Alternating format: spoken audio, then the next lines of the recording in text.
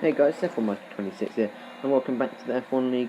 We're here for round 5 of Season 3 at Spain, and this is one of my least favourite tracks, so coming to start our qualifying lap now, trying to get a good exit around the final chicane, as little wheel spin as possible. We've managed that. Coming up to start the lap now, DRS open, accelerating up into 8th gear, and trying to spot our braking point just before the 100 metre board on the left, and we gave ourselves as wide an entry into turn 1 as possible, clipping the apex nicely. Same with turn 2. Now, coming into turn 3, this is almost, but not quite flat. We have to lift off there. I think it is possible to take it flat if you get exactly the right line. Turn 4 now, once again giving ourselves a wide entry before coming and clipping the apex, running out wide and getting on the power as early as possible.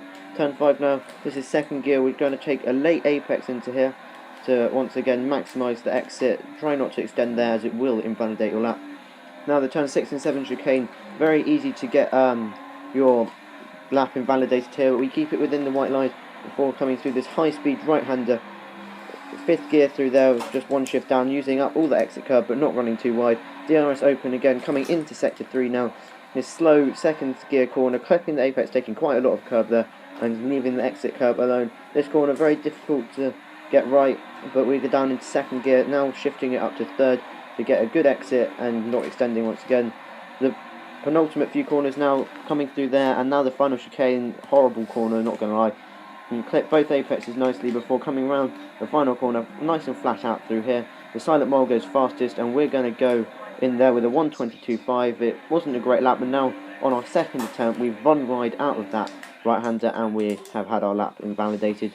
So there you go, you can see the grid. RBZ gets pole with exactly the same time as Grand Prix Lion, and who's a reserve. Sam is then next, ahead of Silent Mole, Dizzy, Hamilton Fan, Hickey, Jack575, and me and my teammate Gorsh Crab, rounding out the bottom of the top 10 there.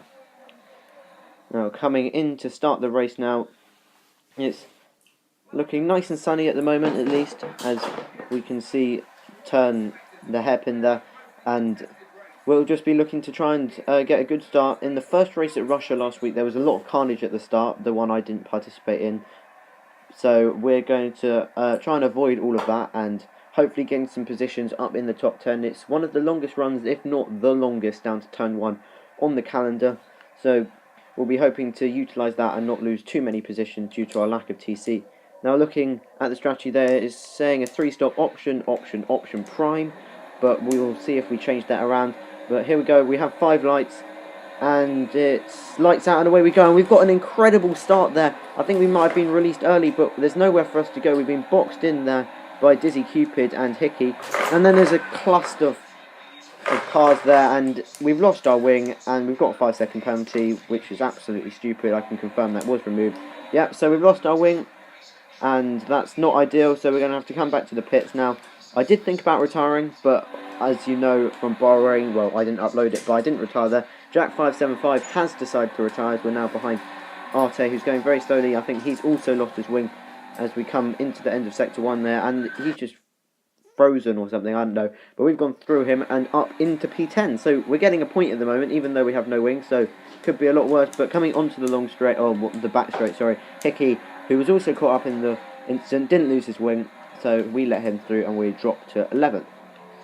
Finally coming into the pits now, and we are in last, apart from Jack575, but obviously he has retired, and the team are going to put on a new wing and some option tyres. So I was thinking of going option on this stint, dragging it out as long as possible, and then 2 primes at the end to try and get rid of as much damage as possible. But I might go 2 options and then a prime. We'll see what happens really as we come out of the pits now in stone dead last, 14 out of 14. And now coming to start lap 5, KC Legend is going for a move on Arte, and we'll see if we can pick up the scraps from this incident. Casey has got the move done, but Arte fighting back. We've got a incredible run through turn 1 there. We're going to try and go up the inside of Arte, but he's lost the rear end, and we're able to switch back without any contact occurring, and we're up into P13. Next up is Casey for P12.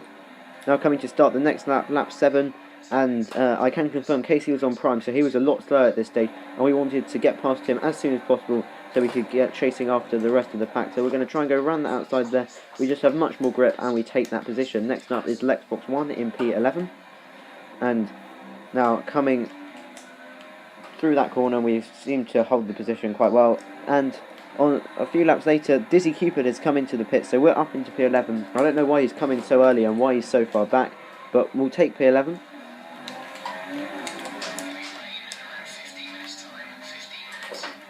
So as you can hear from Jeff there, it's 15 minutes till heavy rain. So we're going to try and stretch out this tyres as long as possible and then come in for another option stint, as we're now up into P10 because someone else has pit. As we're once again asking Jeff for the weather forecast. And it's still 15 minutes. As now we've got Dizzy on the back of us on the end of lap 10, and we're going to pull over. We're not going to fight him. Obviously he's fighting for like 5th or something, and we're fighting for the back end of the top 10, if that, to be honest. So we let him go around the outside nice and easily there. No battle to be had. And now coming onto the end of lap 11, I believe. So we've gone 10 laps on these tyres, and we're going in for another set of options so we can make it to the rain, hopefully, and then we'll see what the rain has to give for us. As we're currently in P10, but Hickey goes past, as does Lexbox 1, and we're back down to P12. As you can see, we're checking the race director. There's a lot of penalties going on in there, some from me, but my penalty for the start was removed, so nothing from me, just a few warnings there as we're now coming out of the pit lane. And in P12, so still ahead of Casey Legend and Arte then, but we've still got a lot of fighting back to do.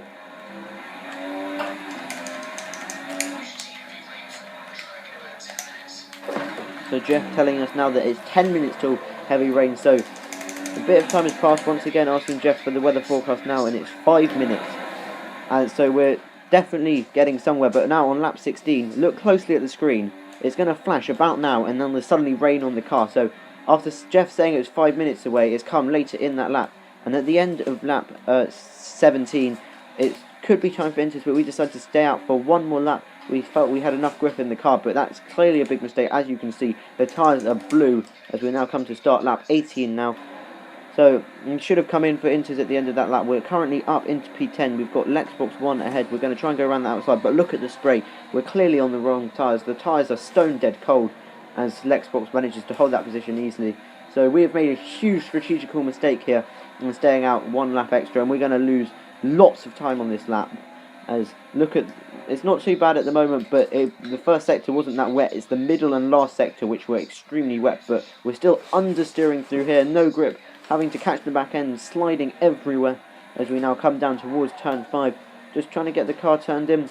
Don't want to put down too much power. Now DRS has been disabled, so the stewards now think that it's wet enough for it to be too dangerous to allow DRS. Coming through the chicane, just the understeer, there's no grip. We're almost running off track, and we've lost the back end and again on the grass, and we've got Hickey coming. We've lost it again. So I apologise for Hickey if he wondered what the hell I was doing. I was on dries. Luckily Hickey managed to avoid me there.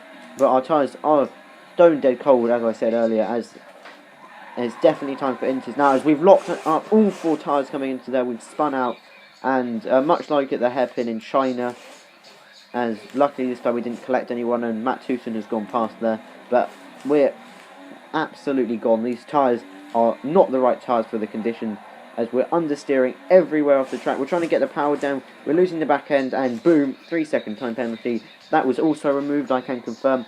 Coming into the penultimate few corners now, as we're coming round the final chicane, and it was very wet, so I decided to take a gamble. I'm going to go on full wets here, as apparently that warrants a 10-second penalty as well. So full wets it is, and that's another 10-second penalty. Cheers, Codemasters. So I now have a lot of penalties.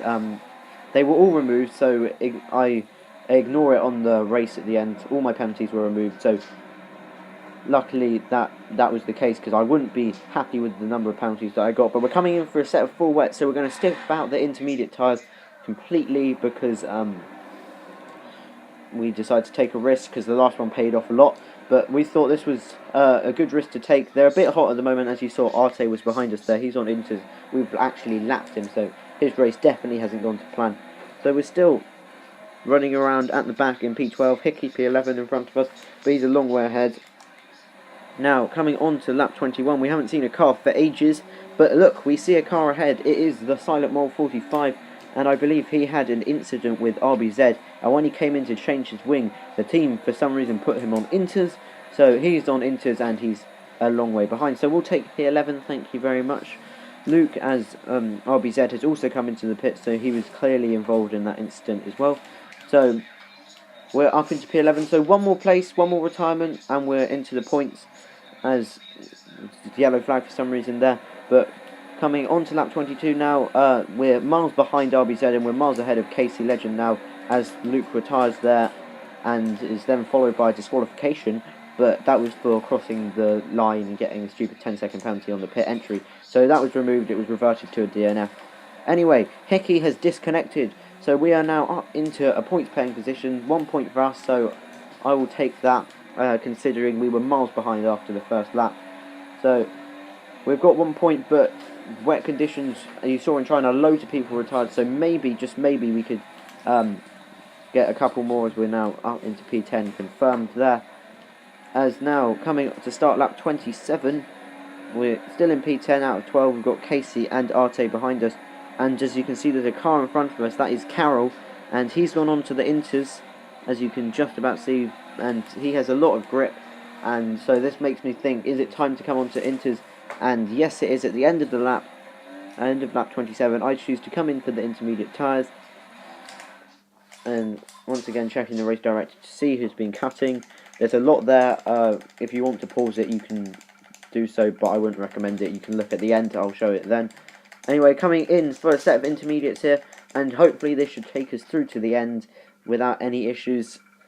And hopefully we can stay ahead of Casey. I'm not sure what strategy he's been on, to be honest, but he was catching me throughout the wet stint.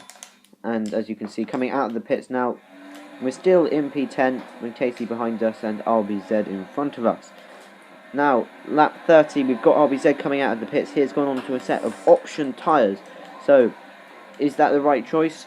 We've stayed out once again, and we're just going to see how much grip we have. But as you can see, the track does look a lot drier than it was, and RBZ has got supreme grip through the right-hander, and I'm not going to fight him. It's highly pointless to do so. So we let him up the inside there.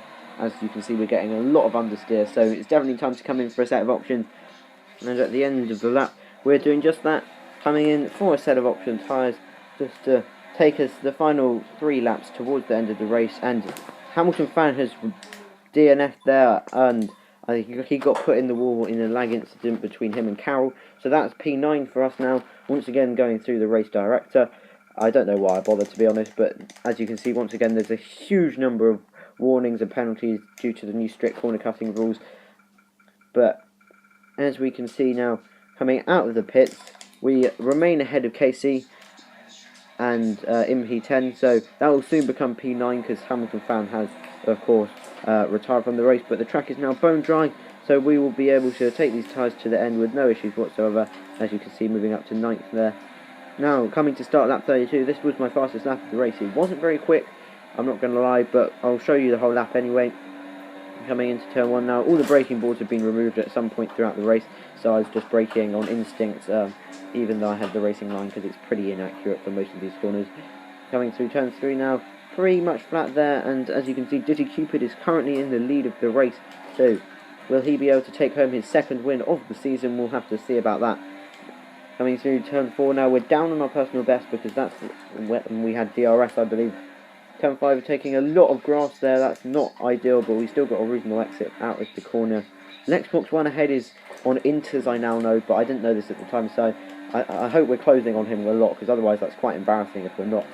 Coming through the high-speed right-hander there, clipping the apex, running out onto the curb, just kissing it, as Are You OK Carroll has put an incredible lap of a 1 minute 20. That's amazing. I'm not sure how legit it was. I think it was actually pretty good. I've seen the lap.